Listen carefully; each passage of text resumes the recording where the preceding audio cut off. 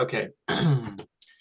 This is Mickey Rowland, Chair of the HSAB. Permit me to confirm that all members and persons anticipated on the agenda are present and can hear me. When I call your name, say whether you're here. Lucy? Here. Brooke? Angus? And the staff? Present. Molly? Here. And I am here. So this open meeting of the HSAB is being conducted remotely, consistent with Governor Baker's executive order of March 12th due to the current state of emergency in the Commonwealth due to the outbreak of COVID-19 virus. In order to mitigate the transmission of the COVID-19 virus, we have been advised and directed by the Commonwealth to suspend public gatherings. And as such, the governor's order suspends the requirement of the open meeting law to have all meetings in publicly accessible physical location. Further, all members of public bodies are allowed and encouraged to participate remotely. The order, which you can find posted with agenda materials for this meeting, allows public bodies to meet entirely remotely as long as a reasonable access is afforded so that the public can follow along with the deliberations of the meeting. Ensuring public access does not ensure public participation unless such participation is required by law. This meeting will not feature public comment. For this meeting, the HSAB is convening by Zoom app as posted on the town's website, identifying how the public may join in. Please note that the meeting is being recorded and that all attendees are participating by video conference. Accordingly, please be aware that other folks may be able to see you and to take care not to screen share your computer. Anything that you broadcast may be captured by the recordings.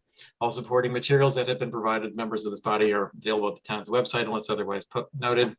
The public is encouraged to follow along using the posted agenda unless I note otherwise. We're now turning to the first item on the agenda. Before we do so, for me to cover the ground rules, I will introduce each speaker on the agenda. After they conclude remarks, the chair will go on the members and ask for comments, questions, or motions. Remember to mute your phone, speak clearly, speak through the chair.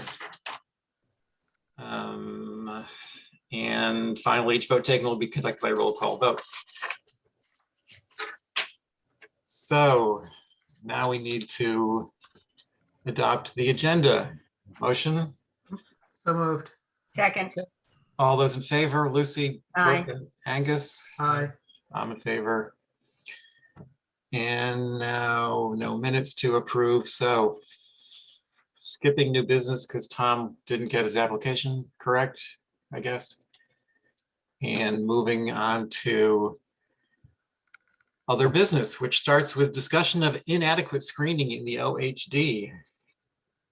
Okay, so as you know, we've had a lot of applications, and some people think that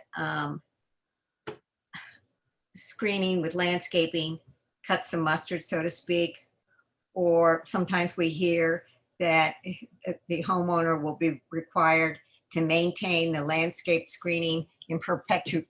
I can't say that word, whatever. Okay. It is of my opinion that that sort of screening is not adequate. This first example is of the White Elephant Foundation. That should have some lattice in the front. That is not adequate screening. Those, I believe, are hydrangeas in the front. And it's not a good look. Lucy, is that the sidewalk on Easton? So that's right on the road? That's right on the road. Wow. Okay. And it's not, you know, it doesn't need to be that. Look how the other side farther up with the porch, that has some sort of screening. It's like they didn't finish the job. Right. Well, was that approved like that? Well, we don't know. I'm not getting into that, Angus, because frankly, that would be a lot of research. I'm just doing this as cruise around town, what I see. Okay, this is also down on Easton Street. This is a house that was done, oh, maybe 9-10 years ago. It was a Steve Lindsay job. The generators right there on the street. That's terrible. This is a classic example of where privet doesn't do it. That should have fencing. This is a closer view of that. Reminds me of Jerry Coffin. Yeah, not quite as bad, but this, I mean, you know, this is inflicting stuff on the whole neighborhood and everybody who walks by, It's just bad. for their own convenience. It's pretty bad. Okay, this is down at the Breakers. Here you've got a lineup of AC units, same thing, right there, right on the street. Yikes. Yeah, it's terrible. There you go again.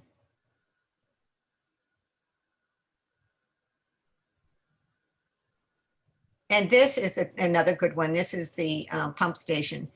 The photograph is taken through the yacht club tennis courts. I don't understand how the yacht club let them get away with this. I don't see how people can play tennis and concentrate with that. As you can see on the right-hand side, they do have fencing, but I guess they thought no one was going to see it from. Do they have windscreen, canvas sort of stuff on the, like netting on those fences in the summer? They probably do, but then you get back to that's sort of like landscaping, Mickey. Yeah, it's it's not year temporary. round. I mean, Yeah. It's not a good look. No. Okay, so that is it for my comments on how landscape screening doesn't do it. Next, we'll move on to outdoor lighting. There, as we mentioned last week. Hey, can I hold on you up for a second? Sure. Let's stick to the Landscaping. to the landscape inadequate screening topic for a second. Sure. You're just in one neighborhood, and obviously there's going to be examples all over town and all over the island that show similar issues. Right. What is the remediation of this issue? Writing a letter of complaint to the enforcement officer, which is Holly. Is there such a thing? That's added on to Kathy, and yeah. In some cases, some of these probably were not even, were possibly even approved with planting in front of it without fencing so that, they weren't permanently screened. Mickey, I'm really working from the angle of these are examples so that we can learn for the future and not to let it happen, to continue to happen. Okay. Well, but still, while we're at it, I mean, can we, maybe we don't have any real enforcement of these, horrible looking things, but we could write letters to them and ask them to fix them. And maybe in some cases they will, probably many they won't. But it wouldn't hurt to document them and at least make an effort to do that, because we might get some cooperation.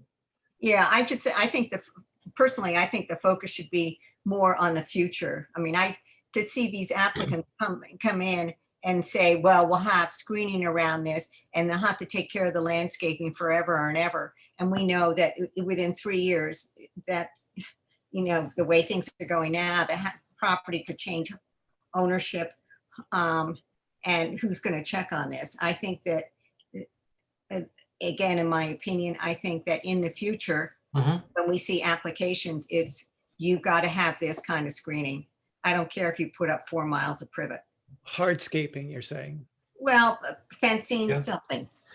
Yeah, I completely agree. And I think we've kind of tried to do that recently. So I think we're somewhat cognizant of the issue, but you're bringing it to a finer point. But I do kind of think, I don't know if the rest of you feel like it's worth bothering to pursue some of these existing issues. But why not? I mean, it is going to create some work for somebody, but we could make a list and get a standard letter and send it out to the homeowners. We could. I think things are so busy now for Holly and Kathy, and it being springtime and recovering or trying to recover from COVID. I'm not Right. sure the timing is right. No, I agree with that. I purposely kept this presentation short so that it encompasses our area. And also if Holly ever wanted to use it for a presentation, quick presentation in front of the HDC, it would be suitable for that. Yep. Lucy, do you mind writing down addresses and keeping a list, an address and an issue specifically per Holly property? already has that. Okay, you've got that. Yeah. Well, let's just keep a list going, and then maybe in the fall, I don't know when a good time to deal with this is, when people are less busy, maybe, which might be the fall. Let's see if maybe we feel like trying to do something about it. Okay. But at least we'll have the list, an active list that we can fall back to and keep adding on to. Well, I mean, I could have walked around all the fish lots and everywhere else and, come up with millions, but you sort of got to, for a presentation like this, especially when all of us are volunteering our time. Yeah. I mean, I sort of was coming from the angle, let's keep it short, Okay, got it. otherwise we'll be here for next week. No, I know. We could keep going all around town too. It would be Yeah, and then a you long just one. piss off more people. Yes. Well, all right. So let's sort of table that and keep it in mind for the future. Okay, the next one is outdoor lighting. And now what was Holly? When was that? 2 weeks ago, there was an outdoor lighting presentation that Jason Bridges, Yes. and that was pretty good. I learned a lot. One thing which I really didn't know was that how excessive outdoor lighting is bad for your health. Anyway, the town does have lighting regulations. I could give you Dark Yeah. skies compliant. I could give you the whole, what number law it is. Anyway, all you have to do is Google Town of Nantucket lighting regulations and you'll get it. It does say, I'm reading here, all architectural lighting for residential purposes must comply with relevant HDC guidelines and application procedures. And approved fixtures shall be consistent with the architectural period and design style of the structure. And so now we have some photographs. That fixture here, this is 3 Pleasant Street, which we know had some issues with their hardscaping. Anyway, in my view, that this light fixture is inconsistent with the style of the house, particularly because of its size. Where is this one? 3 Pleasant. 3 Pleasant. That's when the side yard, they were raising it up, remember that? Yes. Yeah. And that's a huge light fixture. So you're saying this one just doesn't look appropriate, or is it not meeting the downlighting requirements? I'm not getting into the lighting power, because that has to be, that would have to be checked at night or by the bulbs. And yes, you can get a little meter for $35 on Amazon, but I'm not going to walk around town. What is I it, mean- 40 watts or less? That doesn't have to. I can't follow remember. It's particularly downlighting. But anyway, I'm just going out to the fixtures or the number of fixtures in this presentation. Is And- this one visible from Pleasant Street? That photograph I took from the sidewalk. Okay. Okay, Three. the next, Okay, Oh. sorry. go ahead. Are you still talking about lighting fixtures? Yeah. Okay. Okay, the next one is, I think is Main Street. Yeah, this is 72 Main Street. Yes. I think there are 2 photographs of this. And that's right near the Pocket Park. Yep. And those aren't, the style and size is not consistent with the architectural. They're very bright and they couldn't be more prominent. I mean, that's right on Main Street. Mhm. I don't know how bright they are because it gets dark and I'm like reading. At night, they're bright. Well, that, I think Marcus is the one who's supposed to be the lighting. I think you're right.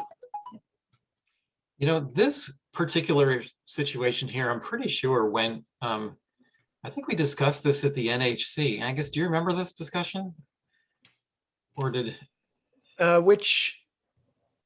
Yes, I think that was actually brought up.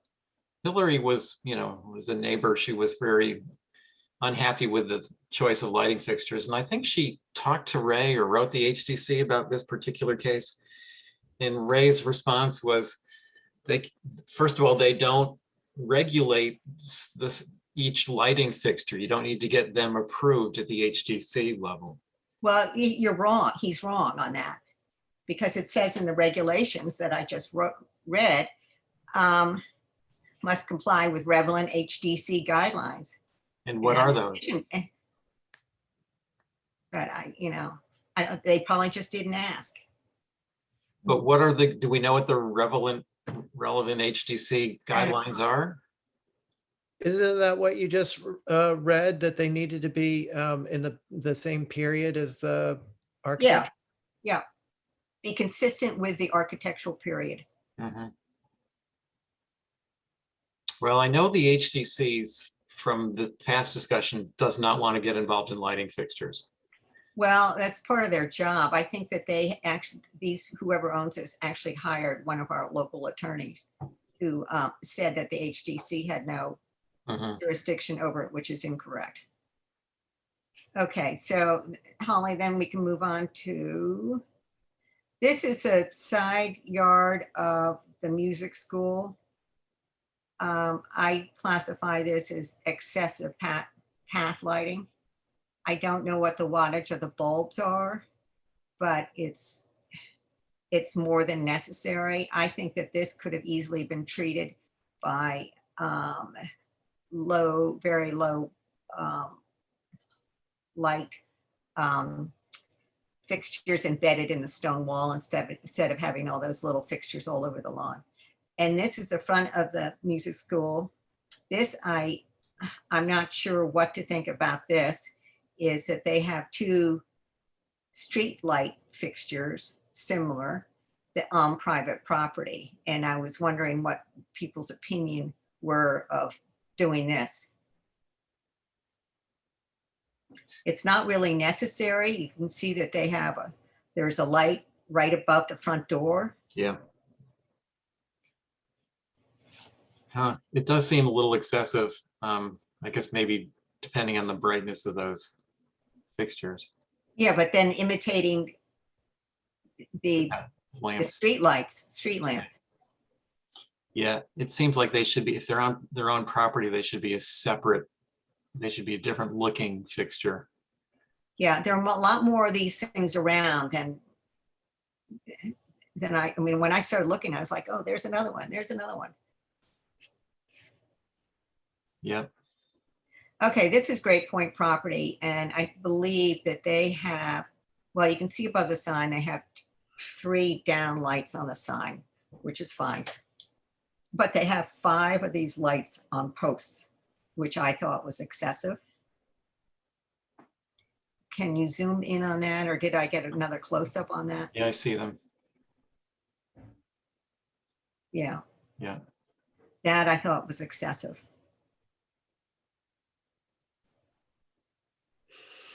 Also, that acts as an uplight, which I learned from that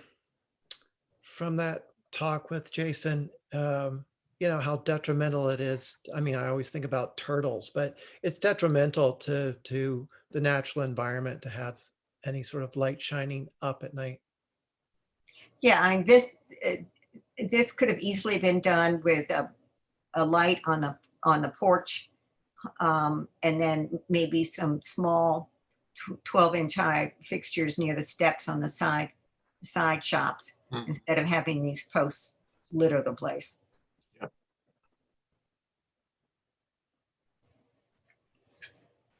And this is another, this is farther down on Easton Street. I don't know the number. You can see all the driveway lights here.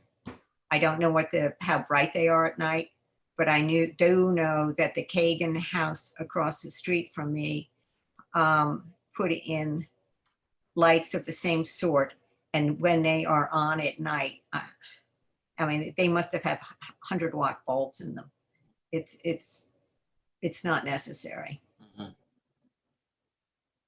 And then this is the gas light, and that is a huge oversized. Wow. That is the gaslight. Yeah, Wow, that's huge. it's huge. I mean, it's almost the size of the windows. Is it shining directly up, or is there a cover to that? I think that's just, It's gas fired, Yeah, has a gas flame in it. yeah. but you would think that that manufacturer would probably makes 2 sizes or 3 sizes. This actually came from Boston. It's a reused antique gas lamp. Like the ones they have on the BPL.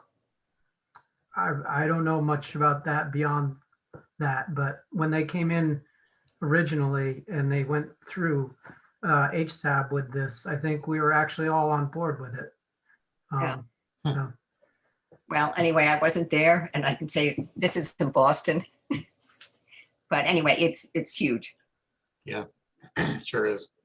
Okay, and then I don't have slides for, but as we all know that lights are on strings now all over town, especially with the outdoor dining. That I don't know how people feel about that. Most of those are pretty, I think, harmless. They're not a permanent thing. And then another thing is that I think should be discussed by the HDC, well, the town itself, is the lighting for pools and water features. And I don't know of any examples in town, but a friend of mine just told me that there is a house that's fairly new, built within the last few years, on the corner of Hummock Pond and Hussey Farm Road. And these people have put in lighting in their pool. It flashes red, white, and blue. Ooh, Oh, Mickey, wow. look at your face. God bless America. Ghastly. But I mean, that's, you know, that's a sorry case. Mhm. So, but Inappropriate. that's, yeah, but so that's it for my presentation. Well, thank you for those. Lighting. Nobody applies for lighting fixtures. We know that. But with all the hardscaping that's going on, and that's a completely different issue.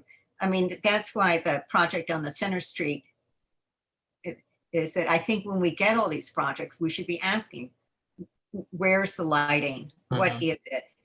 So that it can be discussed. I know that when I did the house on Liberty Street, Dirk Roggeveen made me come back because I didn't have a sample of the little 12-inch light that I wanted to use on my side brick walk, which was fine. I mean, I didn't have it, so I had to come back. But I think we have to be careful. Well, I think too, a lot of people aren't aware of the guidelines, about no uplights, about the wattage, about the light shining out, about the hours of the lights. I think there's got to be a venue or way to get the word out a little bit better. I mean, things like the talk a couple of weeks ago help, but there should be some sort of check and balance in the process.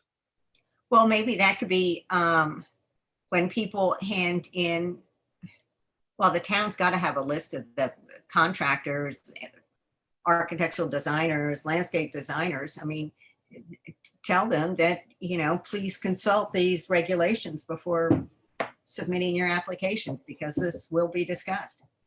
Well, at the moment, it's not required, as far as I know. Is it required to put lighting on a submission to the HDC? I don't there's really nothing think in that any it's. application. What, Brooke? There's nothing on the application that says so. Yeah, I didn't think so. So so are we going to ask the HDC to require that as part of their submission? Because that's a whole nother level. I agree, Lucy, that it's an important thing for us all to keep an eye on. But right now, there's no real mechanism in place to review it or even enforce it, as far as I'm aware. Well, it seems, okay, so Jason does this whole presentation and everything. The town's got its regulations. Marcos is supposedly the enforcer. So there's only one thing that's missing there. And that's the approval process. Mhm. What about there being a box that you check? It makes sense that it should get tied in with the HDC application because it's part of, what affects the design and the character and surroundings and so forth. But, you have to check off a box saying that you understand about true divided light or, real glass as opposed to, the insulated glass or some other thing. Couldn't there be a box that you're acknowledging the guidelines for lighting on Nantucket? And then that way, the onus is on them to follow up on what the current guidelines are. It's sort of a light way of handling it, puts the onus on them, as you say. So we wouldn't be reviewing the fixtures, but they would be responsible for that. Yeah, it's just as a checklist item. And just by checking it, you're saying you understand that. Yeah, You I like that. acknowledge. It's You're simple. aware of it. Holly? Is there That could be proposed to the commission. where is that checklist? Is it's part of what's accepted by Kathy or the staff when they receive an application? There is a checklist. Yes, she's been pretty good about making sure it's updated accordingly with all the different other requirements that have come down the pike. But yes, there's a checklist. So that would have to get revised and add something of this nature on it. Probably have to go through the actual HDC. Yep. Um, So basically, you'd want to have them be able to check the box that they understand the town's lighting bylaw. Which has been in effect since when? The 80s? I mean, A long time. it's been a long time. Yeah, yeah. And I don't think anyone's aware of it. Yeah, I mean, you could put a simple code reference too, section, you understand section da da da da da, With a Yeah. link. Yeah. and it's a contract once you sign it. Check that box, you understand it. Well, it seems to me that the good hardscaping plans, and I'm not saying good as far as design, but as how they're presented, all seem to have the lighting incorporated in it. mhm. It's pretty rare, but you're right. The bigger ones, especially the ones for commercial places, generally do. I mean, building with Nantucket in mind, as far as I'm aware, doesn't have anything about lighting. So it falls back onto the main town's bylaw about being dark sky compliant.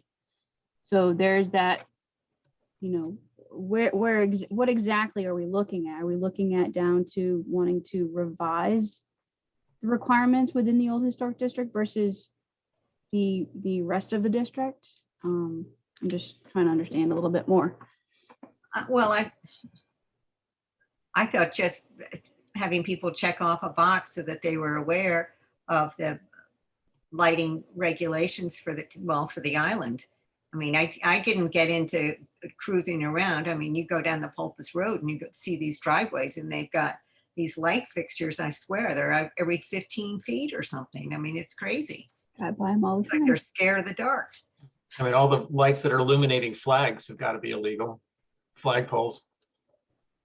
Uplighting that show shine on flags. I mean, the reason why I ask is because if that's something that there's one thing of having town bylaws being enforced. It's another of getting down to requirements on site lighting on pieces of property. And is that is that something that, this board's saying, the HDC needs to incorporate within their design guidelines? And I'm only saying that is because some historic districts do that. They will have requirements for site and building lighting, but I know Nantucket doesn't do that. We've relied on the dark sky compliant bylaw, which is a separate law within itself. So, I just would want to understand exactly what we're trying to do here. Mhm. I think it's going to be a challenging issue to really control. And I think the checkbox might be a simple approach. I'm not sure the HTC is going to buy it. But we can try. I say, yeah, I agree. I maybe try the checkbox thing. All I can say is I don't want to see any flashing lights in one of these water features downtown. Well, that's the problem with all these pools that are, I mean, there are 3 applications I'm aware of on Main Street in Sconset where pools are being voted on and approved, and it's, you know, people say, oh, well, you know, it's flush with the ground, so you don't see it, so it's beyond your purview. But besides sound over water changing, there's also the reflected light that happens in pools that just completely change the rural setting of you know, Main Street, Sconset. And I'm sure the same thing happens in town. You know, with these water features that may not be pools, but they're, you know, it's water and there's lighting and it changes things. Yep. Yeah, so what do we do? When is the HDC's next organizational meeting? I don't believe they have an organizational meeting set for a while. Looking at their calendar, they're also losing some meetings. For instance, there's not a regular meeting today or tomorrow, but they have a short abbreviated meeting on Thursday, just the way the regulatory meeting schedule was set up. So there's a couple of weeks where they're not going to have meetings on a regular day for, you know, 4.5 hours. So I don't know, quite frankly. I'd have to ask Kathy if that's something that's been discussed that I'm not privy to, as she's the administrator.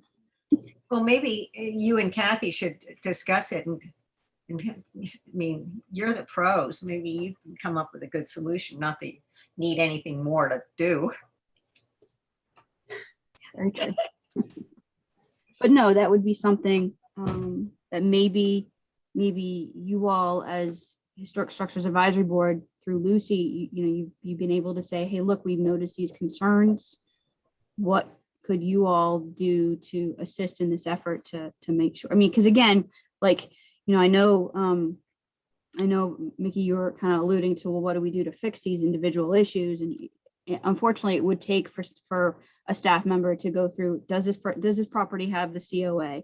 Was this approved? Was that approved? Yada, yada. And quite frankly, yeah, we don't have that I know. separate time to do that, unless one of these particular pieces of property are coming in right now to, request their final sign off on the COA, and we go through the COAs and to make sure, has that been done? Has that been done? So that's on a case by case basis, obviously. But maybe that's the angle as far as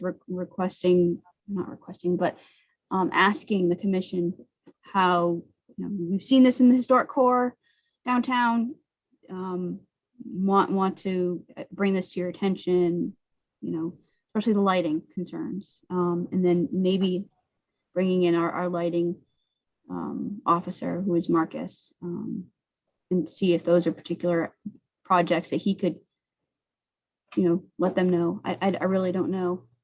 Just in trying to advise you how to move forward. Well, I there's- think Go ahead, one Lisa. thing we could do is that when we do get hardscaping applications, is to say to people, are you aware of the lighting regulations? Yep. Might help. So there's I guess the current issue, the 2 issues are the current ones that are built but maybe not signed off. But there's also the future ones for new applications for hardscaping and stuff. Mm-hmm. The checkbox is only going to help the newer ones.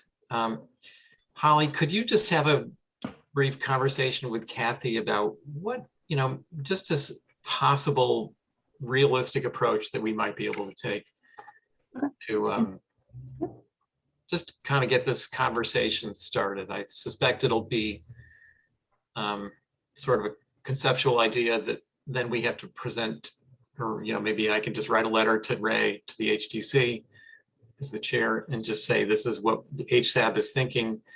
Can we at least get this conversation going and see what, if they're willing to take it on.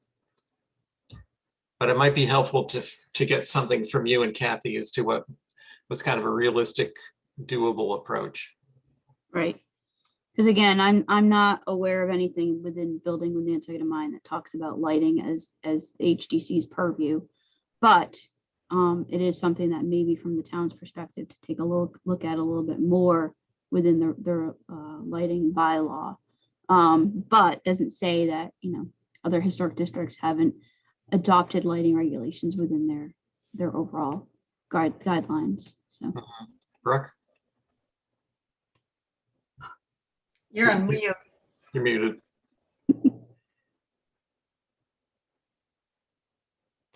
Years ago, I remember certain things were not part of submissions that are now part of submission requirements. I think retaining walls weren't a big deal until maybe 15 years ago.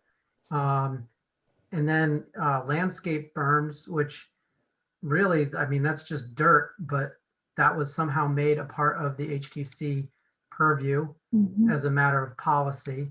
It was never in building with Nantucket in mind.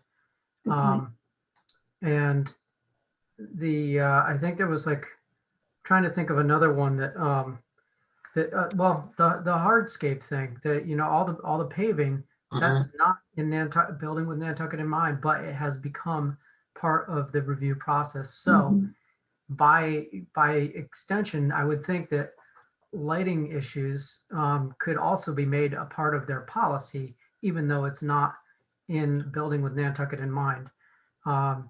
With respect to all of the ugliness that Lucy presented, I mean, what do we do, other than try and publicly shame someone, which never really has the right outcome. But going forward, I think that certainly, for certain kinds of projects where, there's obviously going to be outdoor lighting associated with like a pool, for instance, or, maybe downtown, in a downtown area, do you plan on having lighting next to your driveway entry, like, for new subdivision, like, Mill Hill Lane, Red Mill Court, and all of those up at the top of Dead Horse Valley, that would have been a time when the HTC would have been able to say, well, it looks like you've got a driveway here and this kind of a situation. Are you planning on any driveway lighting? We'd like to see that plan as a part of your hardscape plan.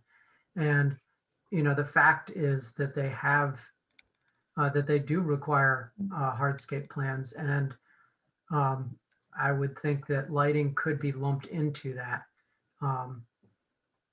And I know it, I think it is sort of legally tenuous, sort of like the threshold inspection that David Barham tried to do.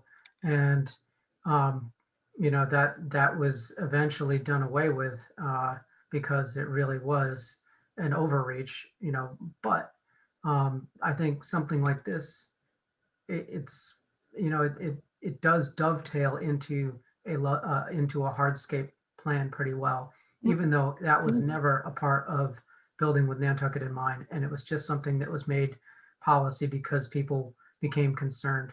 So Lucy's concerned certainly about the Victorian style lighting out in front of the very formal building on Center Street and the Music Center.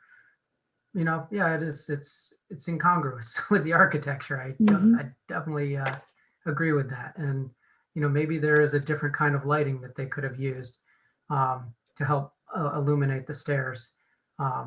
So anyway, I think it's doable without a legal effort or any kind of structural change to the HDC review process. I think that if we are all in agreement, then we could all sign a letter saying, "Dear Ray, would you please consider including this as part of your list of concerns when you are confronted with these kinds of applications." So that, it's not without precedent that that something has been incorporated into their review process that wasn't in building with Nantucket in mind. Truth. Yep. Thank you for bringing that up, Brooke. Well, and then the thing about lighting is it affects the whole neighborhood. Oh, yeah. I agree. You know, it's the equivalent of almost loud music. I mean, you can't get away from it. Well, Lucy, you brought up Pulpus Road. Now that the Pulpus Cemetery trees have been taken down, the neighbor to the left, their lights that they have on the outside are really, really prominent when you drive down Pulpus Road at 9:30, 10 o'clock at night after an HDC meeting. Oh, you need a BB gun. Actually, there are people who walk around. This and is a public well, meeting. This is a public Yes. facility. We Careful. But do they not are- condone this activity. But Yes. they are bright, so it's Well, anyway, Right. examples that I used for these presentations were, it's not about going back to the people and having them change their things. It's more about how that we can influence the future. Lucy, how about you write a letter and we'll all sign it if we like it.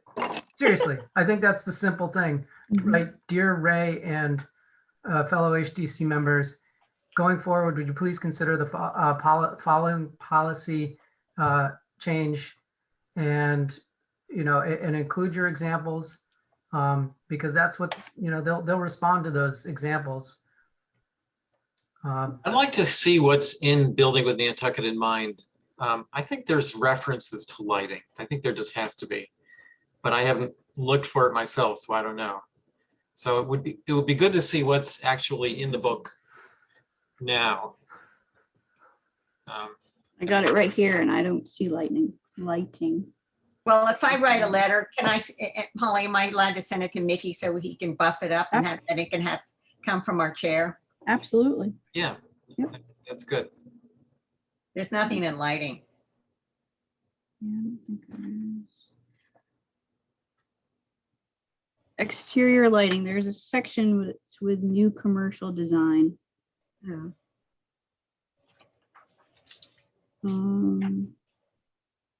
Unwelcome glare from tall, unshielded, and unfocused light fixtures detracts from the rural environment out of town and compromises Nantucket's stunning night sky.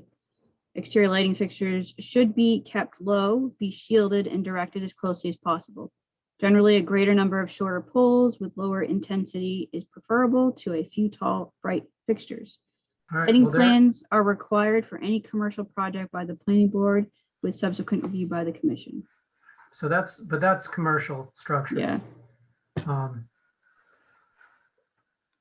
But I mean, again, I Building with think- Nantucket in mind, were there guidelines for AC units and pools and, No, no. Like, I mean, there's a lot of stuff that people just did not see coming that we're just inundated with. Yep. So it's got to be dynamic and change with the times. And this, quite frankly, this might be something that they want to put on to organizational meeting and to discuss further, like they've done with other issues. But we can get it started by sending them a letter. go Lucy. I'm going to look at your house really carefully next time I go by, which will be tomorrow morning. Yeah. You should go at night. Yeah, no strobe lights. Yeah. Yeah. I'll put the disco ball in the tree. Neon is coming back. Yeah. And the confetti guns. Um, Shoot t-shirts too. Mr. Chair, if you'll indulge me, I wanted to mention about Resilient Nantucket. That's okay? Yep. Sure.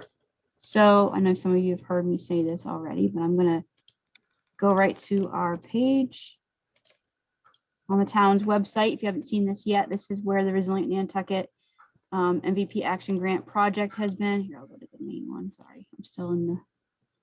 Oh. So many things going on here. Okay, so this is the main page. You'll see, which you can get this from going to government, act local, and go through our resiliency planning page.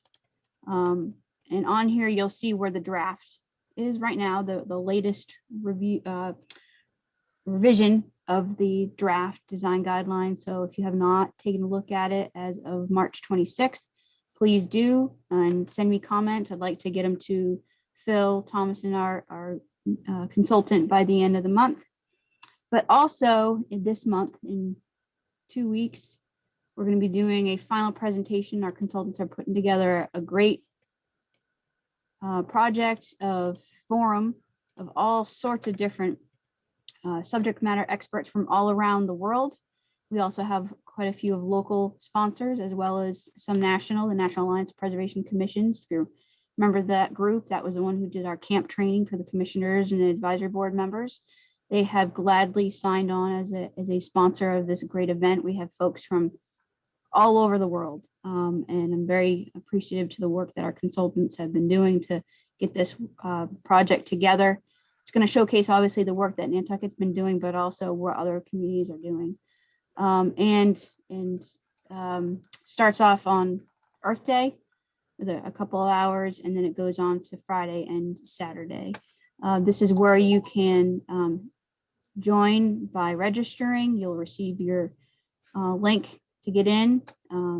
This is also being helped by NCTV, so we couldn't do this without them, as well as a couple other folks. So please, if you're interested, please sign up. We obviously want to have more folks that appreciate Nantucket and the work that has been going on here. And I encourage you to take a look at this. And there's actually some more information. As you scroll down here, these are our past presentations that have gone through, and soon we'll be having our toolkit that Lisa Craig was creating for resiliency measures for everybody that's within the historic district. So thank you for contributing, and yeah, looking forward to it. That's good. Holly, is there any chance that in our next, the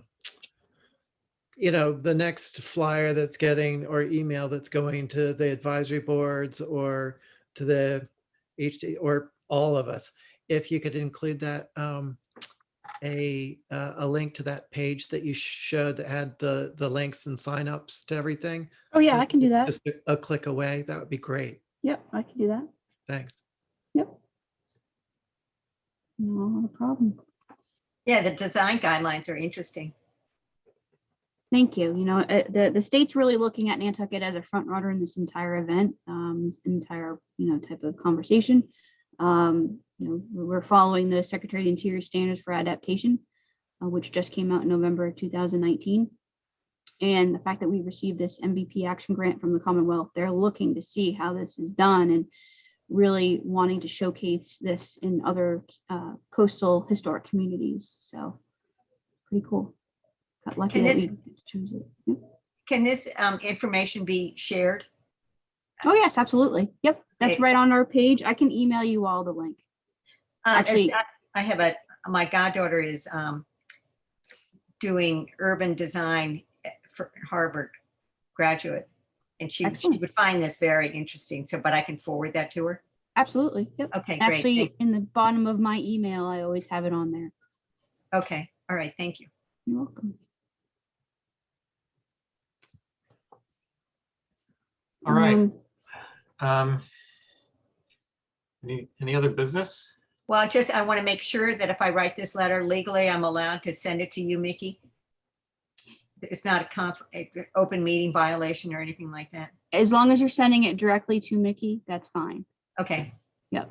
And what I would recommend is if that's the letter, if Mickey, if you want the rest of the board to take a look at it, and you're satisfied with the way it's drafted, send it to me, and then I can have it provided with the next meeting that you all have. Yeah, well, I mean, Lucy, do you think you'll have it ready by next Monday? Do you want to put it on the agenda? I don't think we were going to have a meeting on Monday because it's a holiday. Oh, great. well, Mickey, I'm going to send it to you and you're going to buff it up because I'm no writer. Okay. All right. I'll Holly, I'll let you know when I get it from Lucy and when I'm ready to pass it forward. Perfect. All right. Sounds good. Got a plan? Any other comments, subjects, discussion? I think we're good to go. Approve the comments? We don't have that.